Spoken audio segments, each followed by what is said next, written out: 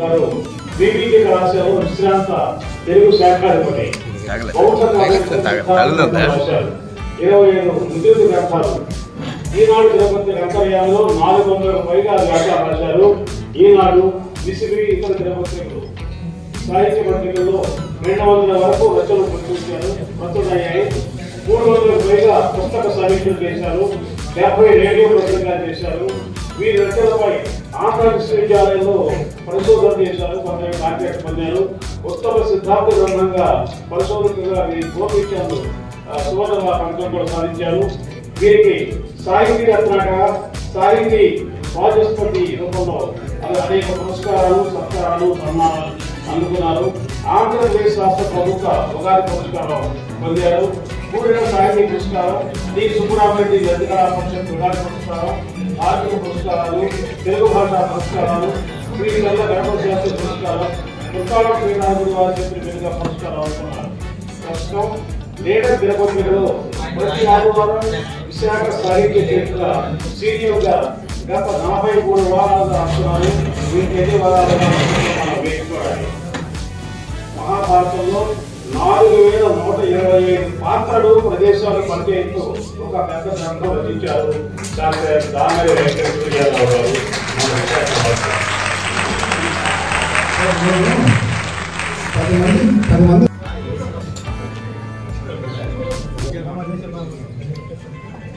చాలా మంది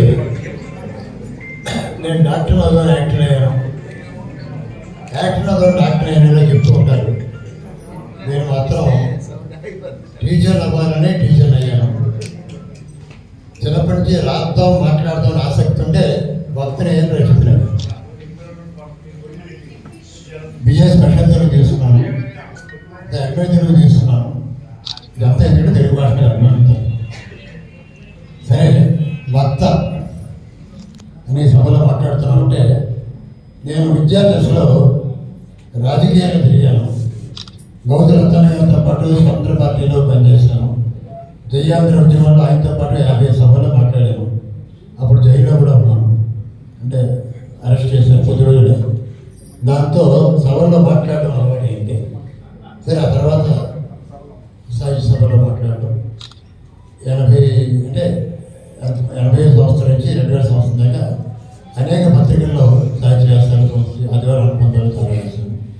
2000 సంవత్సరం తర్వాత నుంచి ఈనాడు పత్రికతో చాలా ఎక్కువ అనుబంధం. ఇందాక చెప్పారు, అంతర్యామిలో 4 చెప్పారు. అనేక సాహిత్య సందర్భాలు కవరేజ్ ఇందాక కూడా చెప్పాను.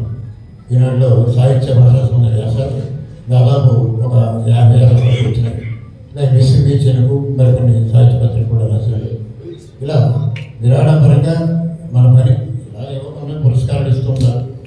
ఇచ్చిన స్వీకరించడం, రానివాడి కోసం ఆలోచించడం లేకుండా